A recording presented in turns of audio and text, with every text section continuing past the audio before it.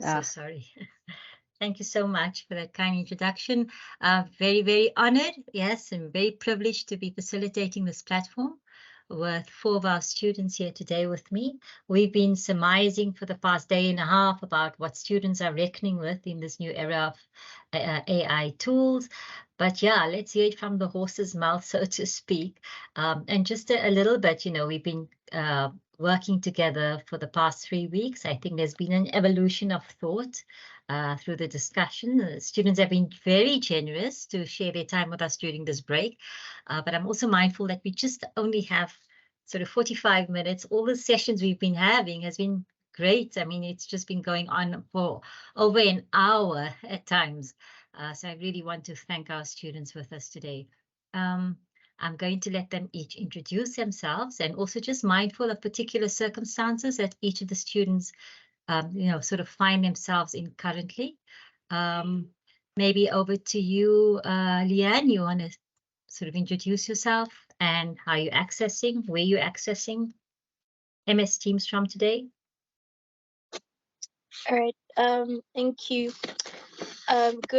Good afternoon, everyone. My name is Lynn Osman. I'm a final year postgraduate LLB student, and I'm accessing Microsoft Office from using my phone.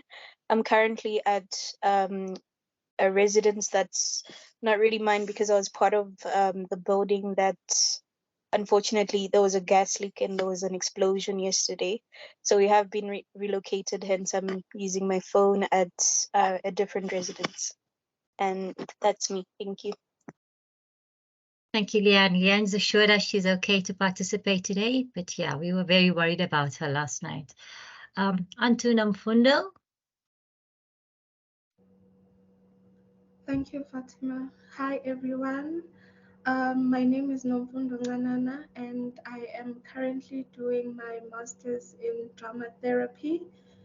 And how I am accessing the internet is currently through my laptop. My phone fell yesterday, so I don't have a phone at the moment. And luckily I have a laptop though, so that's what I'm using, and the laptop is connecting through Wi-Fi. Thanks, Nomfundo. You're on campus, Nomfundo? Yes, I'm currently on campus. Thanks. Over to you, Matthias. Hi there. So my name is Matthias Noriskin-Ender. I'm currently studying a BA Digital Arts, specializing in game design. And at the moment, I'm accessing MS Teams from my home, which is where I spend most of my time working. Thanks, Matthias. Okay, Mikateko, you want to round up the introductions? Hi, everyone. My name is Mikateko Ngwenya. I am currently doing my 3rd year of a BA degree, majoring in industrial psychology and English literature. I am accessing MS Teams from my laptop at my residence. Great. Mikateko, I was wondering if you could just perhaps sort of take us through to the first question, and that was posed to you when we first met, and just sort of reflect, how that conversation has evolved from the first time where I asked you, so what do you understand by AI? What's your take on this, the current flavor of the month, well, the last couple of months, so to speak. Just share with us your insights on that, please. Okay. So when we started this whole thing, my understanding of AI was that it's anything related to technology. So it's just technology as a whole. But throughout the sessions that we kept having and from the insights of my colleagues, I learned that AI is basically learning systems that keep learning, and they use artificial intelligence to complete human tasks. And that's where I'm at currently. And I feel like it's going to keep developing as time goes. Okay. Thank you. And I suppose you heard Prof. Di Grayson's talk earlier on, where she spoke about the predictive analytics component in YouTube, right? Because that was your first notion of AI. You said it's YouTube, and we said, no, YouTube's not. And Matthias then came in and he said, actually, it is. There's an algorithm building that it's giving you all these feeds. Okay. But yes, what's your perspective on sort of how it's impacting on your future career, on society, and just your thoughts and insights? So because I work in a degree that's both based in technology and art. There's a lot of nonsense going on there and a lot of stress, especially with the arts. I know that there is a lot of ethical debates at the moment with AI, and there's a worry that AI will take over a lot of jobs such as graphic design or even game design to an extent, seeing as AI has the capability of coding. Though a conclusion that I've come to in more recent times is that although, yes, AI can perform these tasks, I feel that because there's a human touch to a lot of these projects that people release, so in particular game narratives or even scripts for animation or animations themselves, the fact that people made them gives it that extra oomph, if I can express it as that. So yes, there may be a short-term threat at the moment, but I feel that as we continue to progress with AI and as AI develops, we'll begin to realize that there's definitely a value in the human input into our projects and especially in our future careers. Okay. But yes, I'm going to put you on the spot, right? So I know Go there's for it. faculty all around here. We're not talking to our audience. We're not playing to our audience. I mean, if AI tools there can sort of automate some of your tasks, really, you're not going to want to use it? Well, that's different, I feel. Like, there's a difference between AI completing the entire task and AI assisting with the task. Okay. It's the same thing with like technology and how back in the day people would say, oh no, computers are going to take over our jobs, but we ended up creating a unity between us and computers. So yes, AI might take over much simpler tasks, but like in the previous talk, there was a point expressed where because AI is taking over those simple tasks, we can focus on much greater, more abstract philosophical tasks, especially in the arts or any creative career. So yeah, it might be an assistant, but I don't think that it will overtake, or hopefully it won't. It's a very ambitious and optimistic opinion. No, I'm glad you're feeling optimistic about that. Leanne, do you want to share with us your thoughts about AI impacting on your future career prospects or your current studies, or just your thoughts around that? So just like Mikateko, I shared the same outlook on AI, where for me it was just technology. So I'd view AI as how it's affected society so far, as in us moving from the conventional or traditional way of doing things. For example, in a restaurant, you don't order through, well, in many restaurants that have evolved these days, you won't find like human beings serving you. You just order through a screen, and then your food can be delivered by a machine as well. You can just collect. So for me, it's like it shifts. It was more in line with technology. So anything machine-wise or technology was AI for me. And I've used AI without even knowing that it was AI, such as it was mentioned, YouTube is actually AI, and spell check in Microsoft Office and so on. So it's my perspective on it is just a shift that we're heading towards, and it's something that we can't stop because it's constantly developing. And in my future career, being a law student, I just see it as a platform that can be, or tools that can be used to make the tasks easier. As in, because we read a lot and there's a lot of research involved and a lot of case law that you have to go through. So I think using AI might make it easier to find or to locate cases that you need, and just make research easier than you'd use half the time. But personally, I haven't really used AI such as ChatGPT, because I still just value that human experience of completing the task yourself, doing the research, and combining everything together. So that's my take on that. So you've never used ChatGPT at all, Leanne? Yes, I've never used ChatGPT. Okay, good on you. Nomfundo, you want to add? Similar to Leon, I have not used ChatGPT.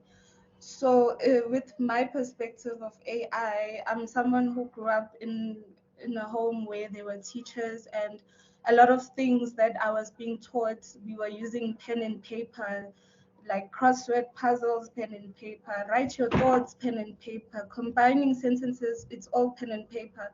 So I feel like that kind of led me towards becoming a person who thinks creatively, and I consider myself a creative, someone who likes to think and take it from the ground.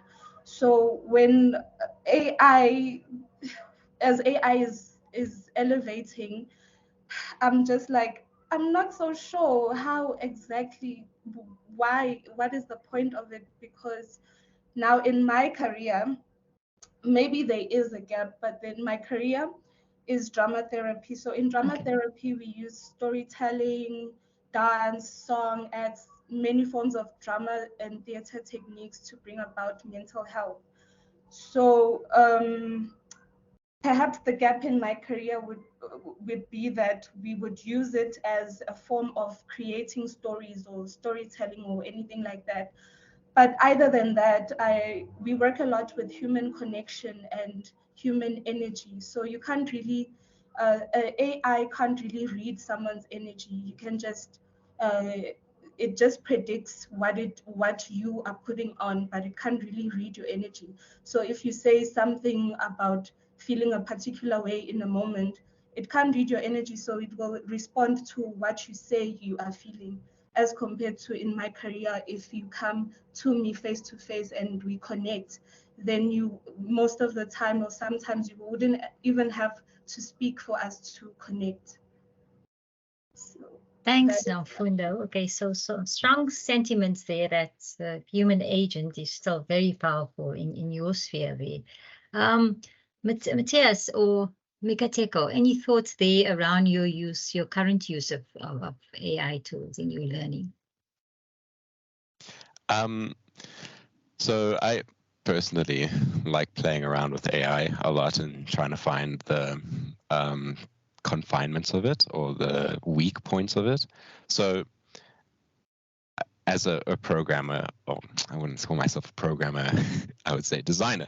Anyway, I have come into conflict with some code, or I've had a problem, and I'll go to ChatGPT and be like, hey, this is my problem. Can you please solve it for me? And I found that it doesn't give me answers, like straightforward answers that will just solve my entire task. What it does do for me, though, is that I find that it guides me in a direction regarding the problem. So I'll take the answer that it has and then analyze how it worked through that, and then using that as a base on my own, I'll then build on that problem. Because I find that it being AI is very unreliable, ironically, with simple tasks as well. That's kind of what deterred me from using AI. I haven't used AI recently in my work. Yes, it's good at summarizing certain texts and it's convenient. Though if you ask it to give you the middle number between 1 and 10, it will give you 6, ironically. And that's not just a hypothetical. That's actually happened multiple times with different AIs. So I find that within my own studies and within my own work, yeah, it's convenient in some occasions, but a lot of the time I just prefer to stay away from it at the moment. Okay, so I'm picking up that you're saying you already sort of determined it's the way you craft your particular prompt to get a better response, or you're using it iteratively, and you're getting a more sophisticated response. Any thoughts on that, Mikateko? I know you've used it. Yeah, so I've had more or less the same experience as Matthias, in that I found ChatGPT in particular to be very unreliable at times. So with English literature, I will put in a prompt like, tell me what this book is about, for example. And sometimes it just makes things up, things that don't exist in the book. Sometimes it omits things that are important in the book. and it usually gives summaries that are very basic, not at a level that at third year is required. So then I never really use it as an answer. Whatever it puts out, I never use it as an answer. I used to use it as a guide until I realized that I'm just wasting time because it's usually very unreliable. So that's the experience that I have with ChatGPT. But I've only used ChatGPT, so I wouldn't know about the others. Okay, so I'm going to get to that point. I mean, there are other forms of AI tools that you'll probably be using. Nomfundo, Leanne, Grammar, Quillbot, the grammar tools, you're using that, right? Okay, and you don't have an issue with that. You're using that, that's fine. I want you to ask you though, Mikateko, have you not sort of used it to create outlines? Not at that level. So it hasn't really enhanced your learning thus far. I'd say it has and it hasn't. Okay. In a sense that now I'm more cognizant, or like I can scrutinize information that is relevant better. So I'm able to tell which one is academically acceptable and which one is not. Okay. And that is from it giving me inaccurate or unjustifiable information. So I could say that I've learned in that way. And I think overall, it's just made it better. Like I'm better at telling apart information and also telling which information is more important. Okay. So that ability to scrutinize verified and authentic sources or whatever, you reckon that sort of sensitized you more. Excellent. Yes. Okay. So I see you, so all of you are but somewhat circumspect, right, about using these tools. I'd imagine everybody was really immersed in it now because it's, you know, every single article we're reading. We know about the letter that Johnny Chang wrote. I mean, I shared that with you. This was a letter in open appeal to educators, and I will share the conference. This conference was set up by students, and they really immersed in the use of AI tools in the global north. So yeah, I'm just sort of wanting to unpack. So what are the negative aspects that you're sort of sensing that's hampering you, that you're sort of less inclined to use it as we imagined you were using it? Anyone? Matthias? Are we talking about personally or just as a whole, the negatives? Just your thoughts, yeah, the negative aspects. Society, whatever informs you're not using it as we thought you'd be using it. Oh, geez, where do I begin?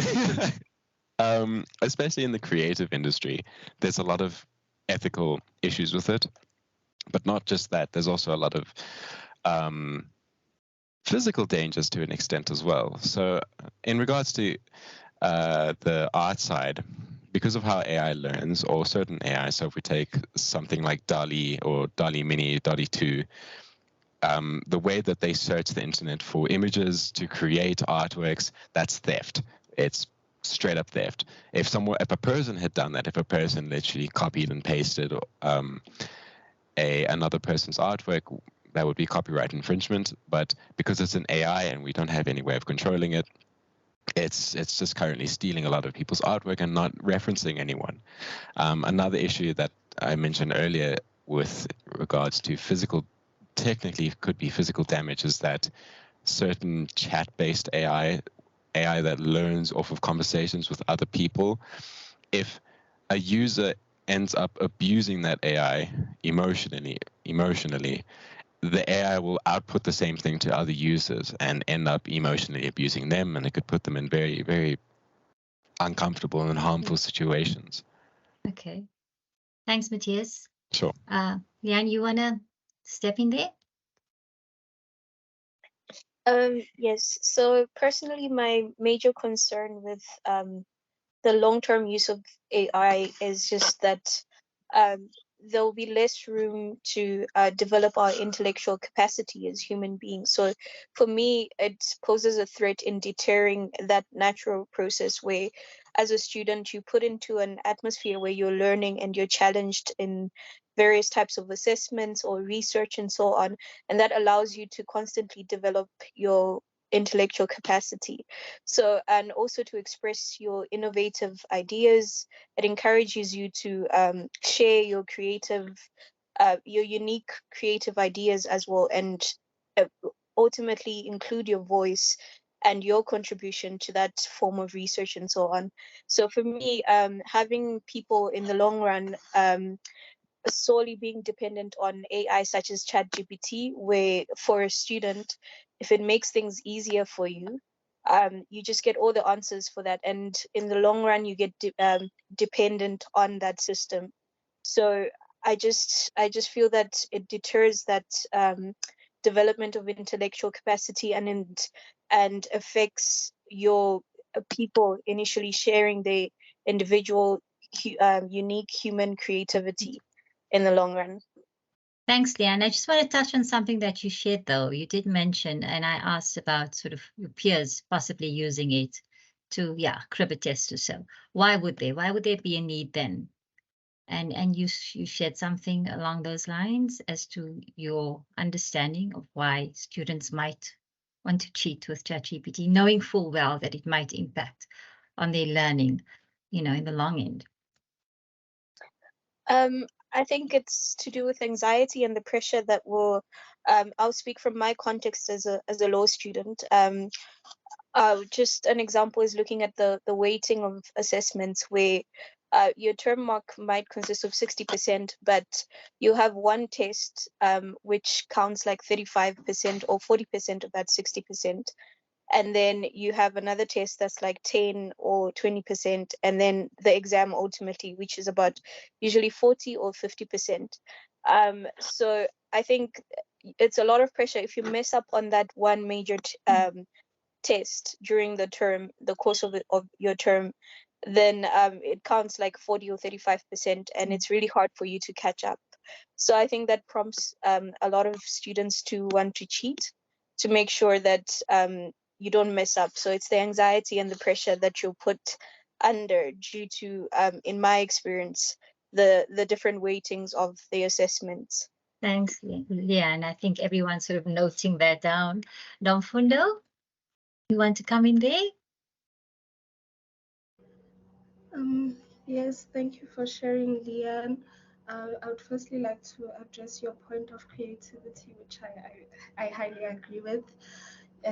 Those are the negative aspects, like it decreases in the potential of someone creating for themselves.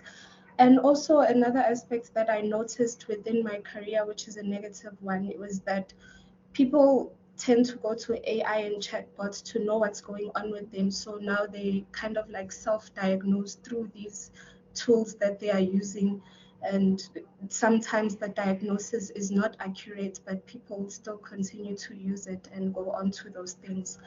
And also another point is that because these tools take information from people, it might risk a chance of this misinformation becoming a universal truth. Like for instance, if they say that the color red is blue, then the AI will forever say that the color red is blue, and then now it's giving people the answer that the color red is blue. So now people know the color red is blue. So that kind of misinformation that keeps on spreading is a very huge risk of misinformation. And with regards to people using it in my career, what I've witnessed is that there's a colleague of mine that is in the same level as Mikateko, who used when they were assigned an essay to critique ChatGPT because the lecturer used ChatGPT to make the essay, and they said critique what's wrong, and the person used the ChatGPT tool to critique the essay that was said to critique as a human, but he still used ChatGPT to critique that essay. So I'm wondering, how did the lecturer come to mark that thing? Because also I, as a tutor, noticed this gap when I was a tutor. This person plagiarized. I noticed and I warned the person, which is another aspect that AI might not have mercy on, to warn the person.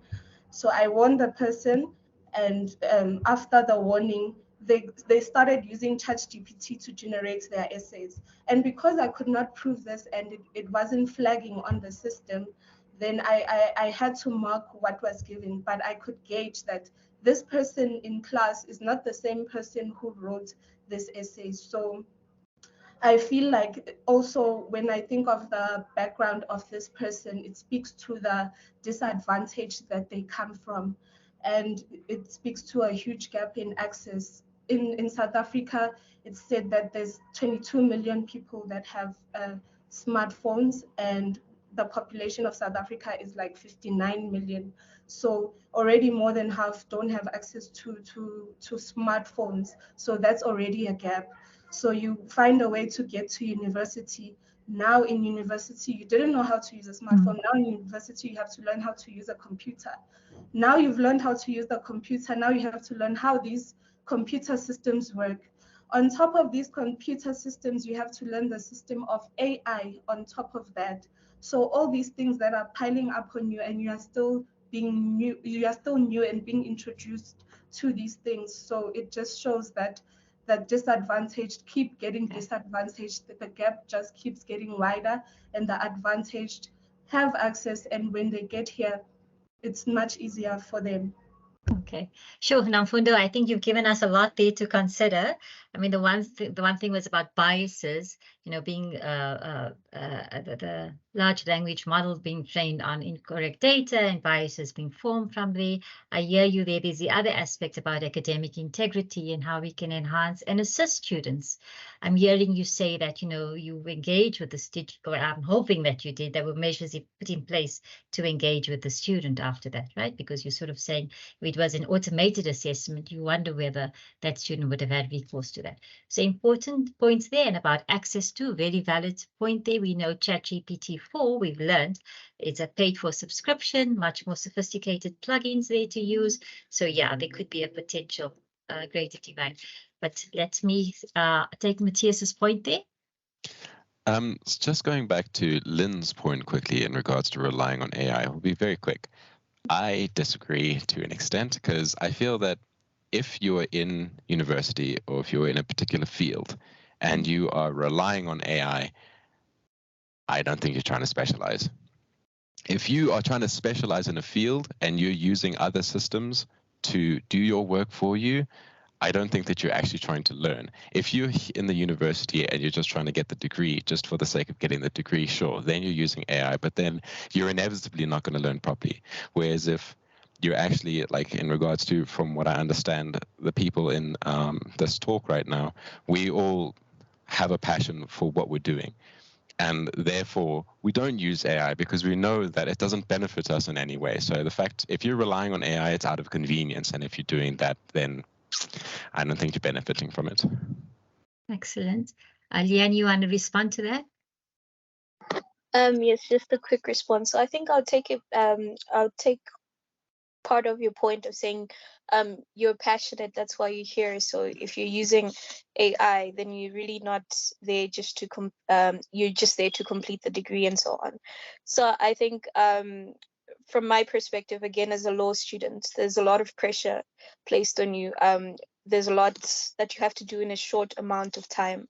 So I just think, generally being realistic, after being a student for the past 6 years now, if there's an easier option, I know that any student in my position will probably go for that. You come in with passion in first year, you want to do this, but then after all the work and the pressure and everything that you go through, if there's an easier way, you're going to stick to that, and it becomes a habit in the long run. So I think that's the context that I'm coming from. I agree. I agree. Yeah. Though what I'm trying to say is, if you're relying on AI for the full task, if you are telling AI to write an entire essay for you, there you are losing out. Whereas if you're asking AI to help you with convenience in regards to gathering certain research, sure, that's fine. That's different. But if you're relying on AI to do everything for you, that's what I'm saying is the issue here. Yes, I do agree with you to an extent, but generally, I just think majority of students would choose to rely on it fully, just for that. like if you start out in first year and you're introduced to ChatGPT and it's this great tool where I can just have the work done and I can do something else with my time, then I'll carry on like that throughout, unless there's something like a plagiarism flag or I fail really badly and I have to revise my method. So yes. Thanks. I think you guys have raised some really important points here. I think this is what faculty is also grappling with. I think you've alluded to something called attributes, graduate attributes. So, we talk about, it's a concept, the instrumentalist approach to education, that you just leave with the competencies to get a job or whatever. But there must be something more, right? And that approach sometimes drives this need to just sort of pass your tests. And maybe those are the aspects that we'd be looking on going forward. Notions of integrity, of your critical thinking to apply the use in appropriate situations or so. But yeah, I'm not sure where that nexus between the students' responsibility and faculty's responsibility. Certainly, we have to bear that in mind. But yeah, maybe I'm going to pose that back to you. How can we assist you in sort of navigating your way over this, for want of a better word, treacherous waters that we sort of sailing through currently?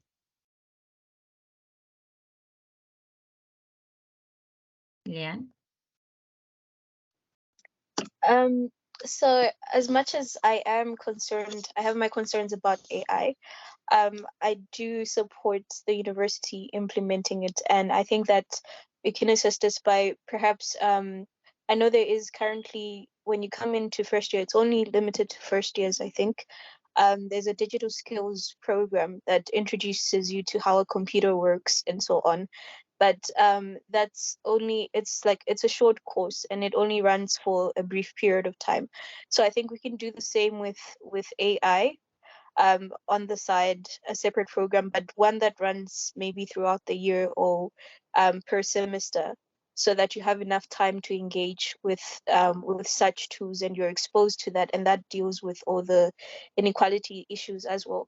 But also just lecturers in general implementing it in their work in sort of like a merged, sort of like what we did with COVID-19 when it was coming to an end, where we were online but also in person.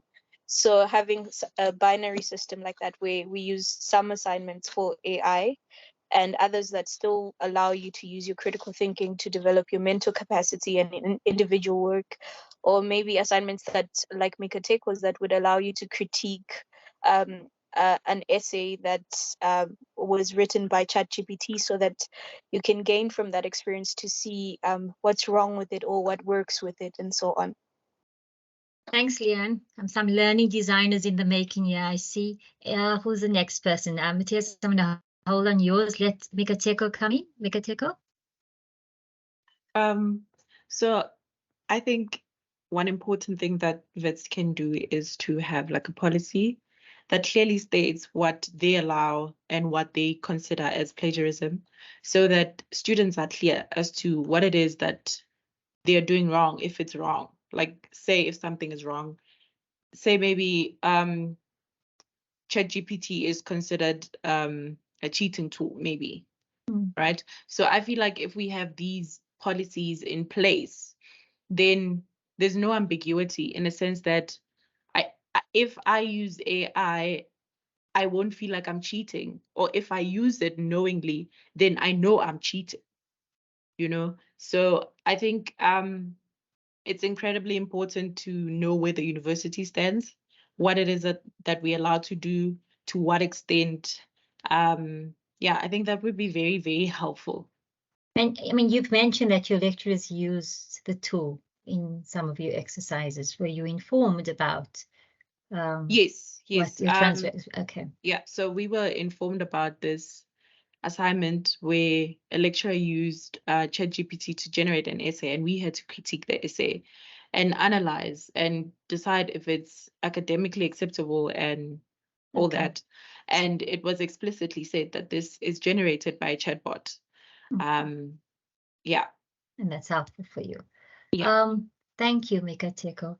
Nomfundo?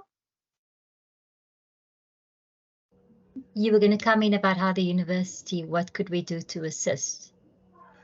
Okay, so firstly I agree with Mikateko. If there are clearly stated rules on how to engage with the tool and where or how it can be included, that would be helpful.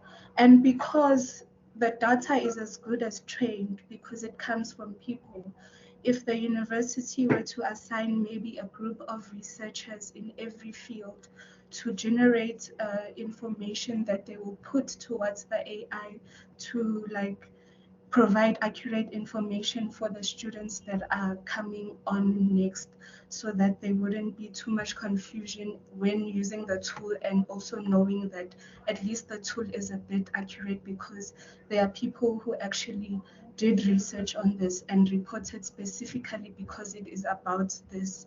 So that would be helpful. And also maybe the companies that work with the AI tools would sign contracts and agreements on working together on how maybe the university system could be able to flag if the tool was used for the assignment. So if they kind of have that agreement between them to work together to say that, okay, the tool can be used in this way. So the university agrees that you can use it in this way, but do not use it to formulate or generate work that is supposed to come from you.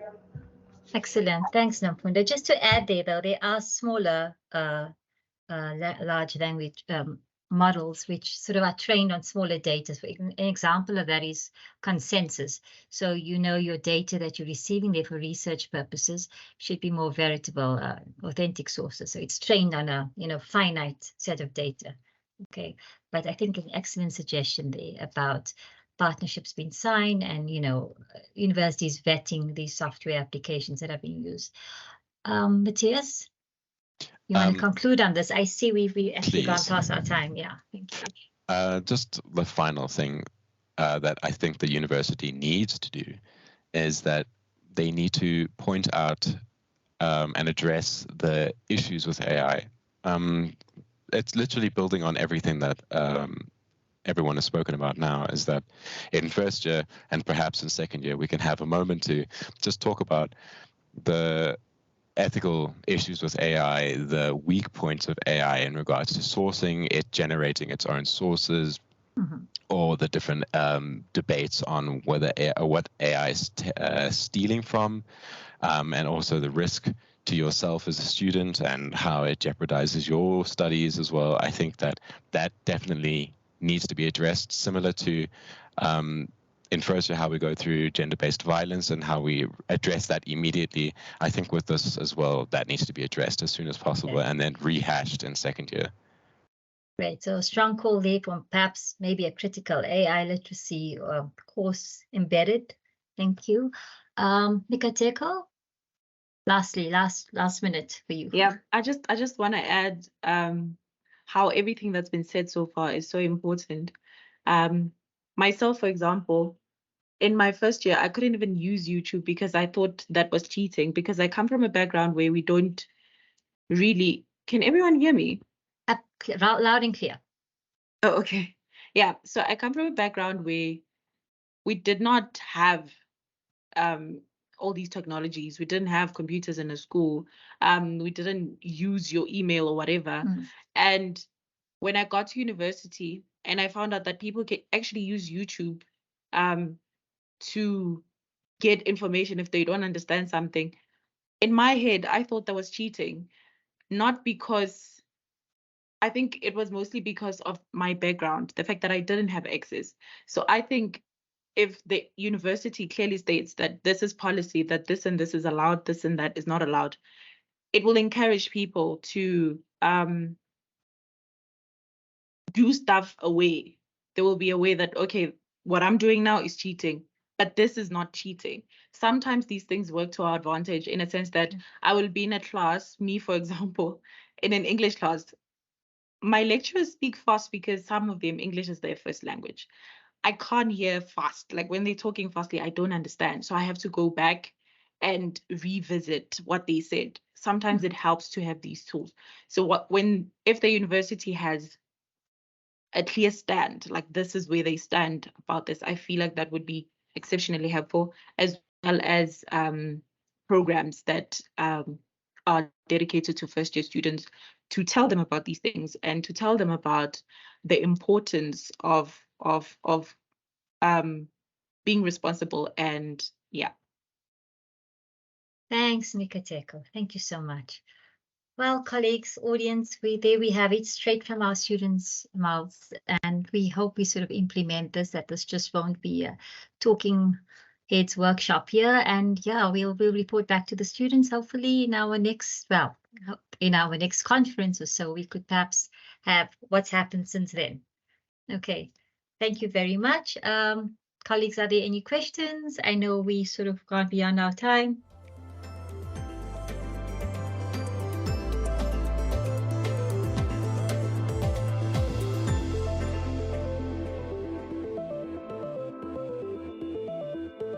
Please to speak, Munyaradzi. Thank you for this very insightful session. I just wanted to thank you. It's no questions, but thank you for bringing in the voice of students because I think it is very critical as we engage in our conversations to always get their perspective, because there are so many assumptions which we are making. And what I'm taking away from this session is sometimes how we are moving perhaps too fast, or we are too ambitious about how we embrace technology.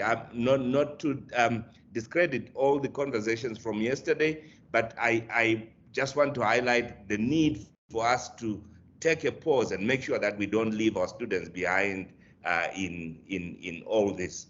Thank you. Thank you, sir. Thank you so much. Thank you. If there was any doubt whether you've made an impact, there you just heard it now.